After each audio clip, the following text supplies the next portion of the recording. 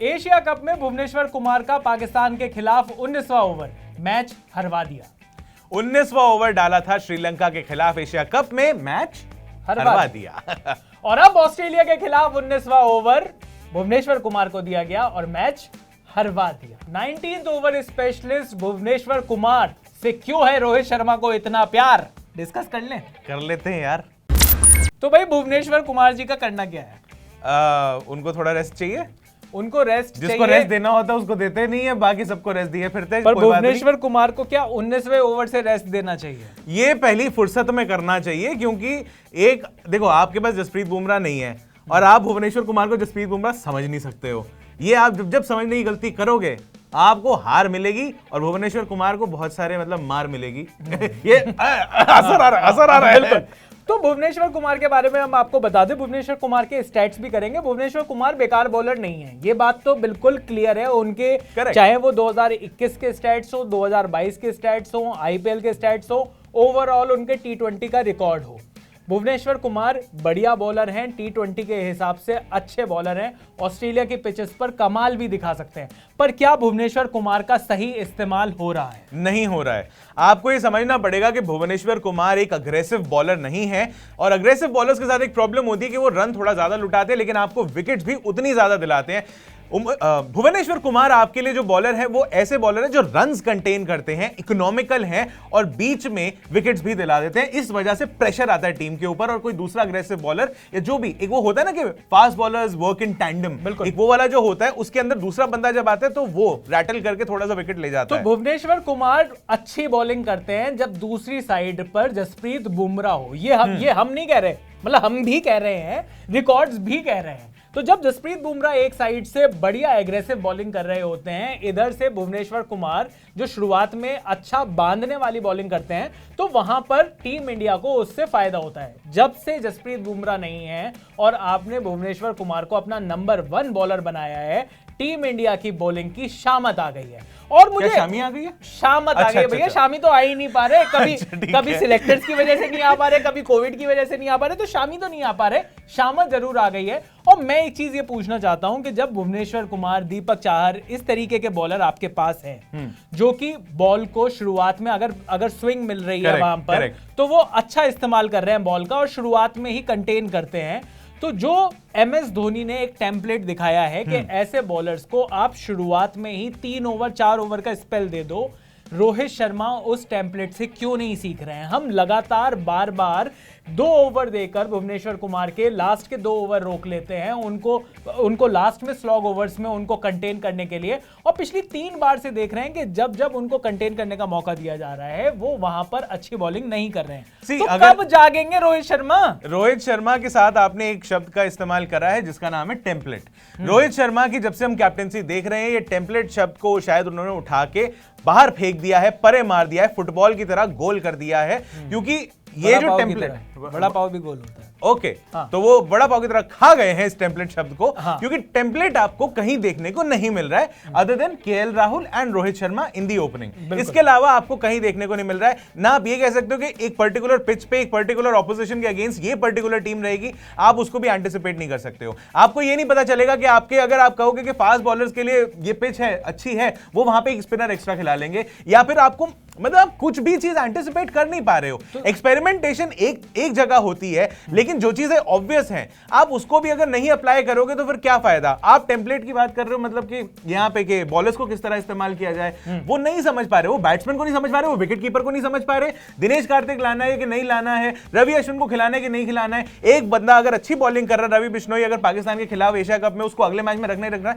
अगर इतने basic decision भी टीम नहीं ले पा रही है तो आप टेम्पलेट की बात कर रहे हो। नहीं, टेम्पलेट की बात मुझे तो समझ में ही नहीं आ रही कि भाई किसकी बात करूं। बॉलिंग के बारे में बात नहीं कर सकते, बैटिंग के बारे में बात नहीं कर सकते, किसी सीनियर्स के बारे में बात नहीं कर सकते। डर ये है, यहां पर आपके पास फ्रेशनेस है नहीं, कैच आप लगातार टपकाए जा रहे हो। पर मैं एक बार भुवनेश्वर कुमार पर वापस आता हूं, क्योंकि लोगों को लगेगा कि ये वीडियो देखकर कि हम नी जर्क रिएक्शन में ये कह रहे हैं कि भुवनेश्वर कुमार को बाहर करो। हम ये बिल्कुल नहीं कह रहे कि हमें बस एक चीज का डर है कि आप एक अच्छे बॉलर को अंडर यूटिलाइज करके उसका कॉन्फिडेंस मार रहे हो। बिल्कुल, हमें ये डर है। और भुवनेश्वर कुमार जो कि T20 जब भी अपनी टीम के लिए, आईपीएल के लिए खेलते हैं तो वहां पर कप्तान उनको काफी अच्छे तरीके से यूज करते हैं। आप ऑस्ट्रेलिया की पिचेस पर आप उनको लेकर जा रहे हो, आपने उनको देखा है कि वो शुरुआत में स्विंग पर रिलाई करते हैं। वहां पर अगर उनको थोड़ा सा भी वो अगर मूवमेंट मिल जाता है, थोड़ा सा भी सपोर्ट मिल जाता है, तो वो वहां पर शुरुआत में बहुत बढ़िया बॉलिंग करते हैं। और ये उनके रिकॉर्ड्स भी कहते हैं। अगर मैं उनका रिकॉर्ड बताऊं आपको तो T20 में उन्होंने 78 मैच खेले हैं जिसमें उनका इकोनॉमी रेट 7 रन के नीचे है। यानी कि वो कंटेन करते हैं, वो बॉलर्स को वो उस तरीके की बॉलिंग करते हैं कि जहां पर बैट्समैन उनके अगेंस्ट बहुत ज्यादा रन नहीं बना पाता। स्ट्राइक रेट भी बहुत हेल्दी है। 19.27 का बॉलिंग स्ट्राइक रेट अगर आपका है तो आप डेफिनेटली ऐसे बॉलर पर रिलाई कर सकते हो। और ये ज्यादातर विकेट्स वो हैं जो शुरुआत में स्विंग की वजह से जो उनको मिल जाती है उसकी वजह से आई हैं। और पिछले अगर 2 साल में उनके अगर T20 इंटरनेशनल्स में उनका रिकॉर्ड देखा जाए तो T20 इंटरनेशनल में पिछले 2 साल में भी उनका रिकॉर्ड्स अच्छा रहा है।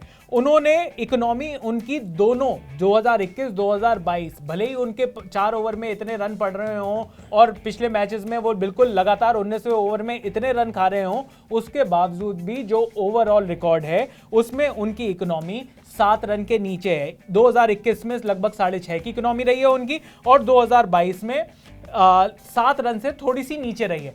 तो उस हिसाब से 2021-2022 दोनों में उनका जो T20 के जो स्टैट्स हैं वो बहुत अच्छे हैं। तो भुवनेश्वर कुमार अच्छे बॉलर हैं, इसमें किसी को भी दो राय नहीं होनी चाहिए। इनफैक्ट आपको इसके बीच में क्योंकि हम इन 2 सालों के स्टैट्स लेके बैठे हुए हैं और हमने देखा ये कि सिर्फ इकोनॉमी रेट नहीं, आप अगर एवरेज बॉलिंग एवरेज की भी अगर बात करते हो तो 2022 में तो इनफैक्ट पहले से बेहतर है। 2021 में 22.25 की बॉलिंग एवरेज थी और इस बार 16.87 की है। क्योंकि आप जैसे देखते हो कि कितने विकेट्स आई हैं, 23 मैच खेल चुके हैं 2022 में और 31 विकेट्स वो ले चुके हैं, जबकि 2021 में उन्होंने 12 मैच खेले थे और 12 विकेट्स ही लिए थे। तो डेफिनेटली इस साल भुवनेश्वर कुमार एक बेहतर लय में दिख रहे थे, लेकिन फिर भुवनेश्वर कुमार के साथ एक प्रॉब्लम तो है, जब वो 19वां ओवर कर रहे हैं या जब भी वो प्रेशर में बॉलिंग कर रहे हैं तो उनकी जो लाइन है वो थोड़ी गड़बड़ा रही है। अगर आप देखो तो लगातार वाइड पे वाइड डाल रहे हैं, कल के मैचेस में भी डाले उन्होंने। पिछली बार जब हमने एशिया कप में जब प्रेशर सिचुएशन में देखा तो वो जो डॉट बॉल्स डालने के चक्कर में वो जो एक अच्छा एक यॉर्कर लेंथ डालने के चक्कर में वो वाइड बॉलिंग भी कर रहे हैं, तो एक्स्ट्रास भी दे रहे हैं। आप उनसे 19वें ओवर इस टाइम पर जिस तरीके से उनकी लय है उस हिसाब से आप नहीं दे सकते। तो रोहित शर्मा क्या पॉइंट प्रूव करना चाहते हैं? कहीं ना कहीं प्रेशर, स्ट्रेंथ और वीकनेस में अपनी स्ट्रेंथ पर काम नहीं कर रही है, अपनी वीकनेस पर काम करे जा रही है कि वो किसी दिन स्ट्रेंथ बनकर निकलेगी। ये लेकिन आपको ये सारे काम जो होते हैं, ये काम आपको डोमेस्टिक सर्किट में करने होते हैं, ये काम आपको एनसीए जाके करना है, ये काम आपको अपने नेट सेशंस और प्रैक्टिस सेशंस में करना है। इंटरनेशनल मैचेस नहीं होते वो पेडेस्टल, वो पोडियम नहीं होते जहां पे आगे आप ये सब करोगे। है यार ये सीरीज। ऑस्ट्रेलिया ने पिछले साल ना वर्ल्ड कप जीता था। ऑस्ट्रेलिया के 4-5 मेन बैट्समैन जो मेन प्लेयर्स हैं वो नहीं कर रहे, आप उन्होंने भी आपकी टीम में भूस भर के रख दिया है। मतलब आपको समझ में आना चाहिए कि जो चैंपियन टीम्स होती है ना वो अपने साथ कंडीशंस की मोहताज नहीं होती। इंग्लैंड पाकिस्तान पहुंची, उन्होंने वहां पर धो दिया। ऑस्ट्रेलिया इंडिया आई, वहां पर इन्होंने हमें धो दिया। अच्छा, ये एशिया कप के लिए भी कह रहे थे, कल वाले मैच के लिए भी कह रहे थे कि नहीं ड्यू थी और टॉस का एडवांटेज होता है, इंडिया हार गया, ये दिक्कत है, वो होना चाहिए, लक भी होना चाहिए। नहीं, लक कैसे की तैसी, मैं सिर्फ इतना कहना रोहित शर्मा कहना है लक भी होना चाहिए, लक होना चाहिए। अपना लक पहन कर चलो, मतलब बनियान का ऐड ना कर दें। देखो पंजाबी जो अगर आप जानते हो तो लक कहते हैं कमर को, और रोहित शर्मा लक की बात ना करे तो बेहतर है। बहुत बढ़िया है। ठीक है जी। तो बाकी अब बात आती है कि टॉस जो है इंडिया के फेवर में नहीं गया है।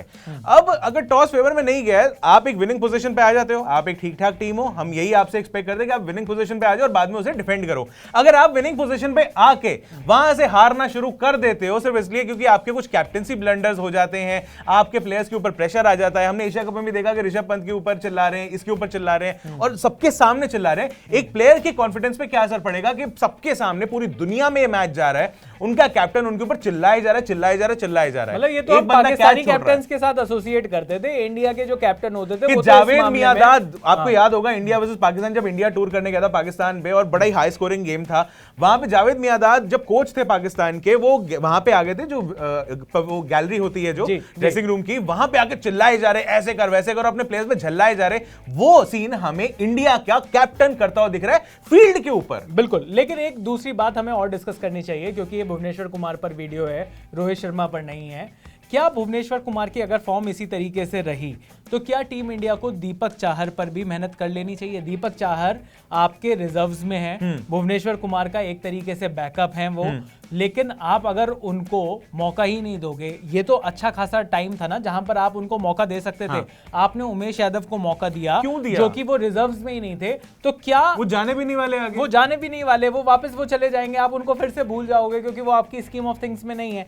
तो क्या यहां पर दीपक चाहर को भी मौका दिया जाना चाहिए ताकि आप देख सको कि दीपक चाहर और भुवनेश्वर कुमार जो कि पिछले 3-4 मैचेस से अपनी लय में नजर नहीं आ रहे, तो उन दोनों बॉलर्स में से आपके पास बेटर ऑप्शन क्या है? मुझे तो ये समझ में नहीं आ रहा, पेस बैटरी की इतनी बातें होती हैं, आपके सिराज जो है वो है, भाई कोई बैटरी नहीं है, कोई अच्छा बैटरी पेस भी नहीं है, बैटरी भी नहीं है, कुछ नहीं है। समझ में नहीं आ रहा कि भाई ये बॉलिंग मतलब किस तरीके से इंप्रूव होगी। जसप्रीत बुमराह आ जाओ भाई, मजाक नहीं चल रहा अब ये आ जाओ आप इस टीम में। देखो बुमराह साहब आपके बगैर जो है भुवी भी जो है अकेला अकेला महसूस कर रहे हैं, हाँ। और उसकी वजह से जो है रन भी ज्यादा खा रहे हैं, और कैप्टनसी जो कैप्टन साहब हैं, जो टीम मैनेजमेंट है, बॉलिंग करते हुए 50 बना रहे हैं भाई। ये तो भाई साहब हर्षल पटेल भी है साथ में, वो भी लगभग पहुंच ही गए थे, पहुंच गए थे वो। लेकिन हाँ बॉलिंग इनकम्प्लीट लग रही है टीम इंडिया की बिना जसप्रीत बुमराह के, और ये भी दिख रहा है कि टीम मैनेजमेंट कितना ज्यादा रिलाई कर रही है सिर्फ एक बॉलर के ऊपर अपनी पूरी बॉलिंग यूनिट को लेके। आपका क्या कहना है ये हम जरूर सुनना चाहेंगे भुवनेश्वर कुमार के मामले में, कि भुवनेश्वर कुमार के साथ क्या जो कैप्टन है टीम इंडिया के वो उनको सही से इस्तेमाल नहीं कर रहे, या फिर भुवनेश्वर कुमार अपनी लय में नहीं है तो उनकी जगह किसी और बॉलर को यूज करके देख लेना चाहिए?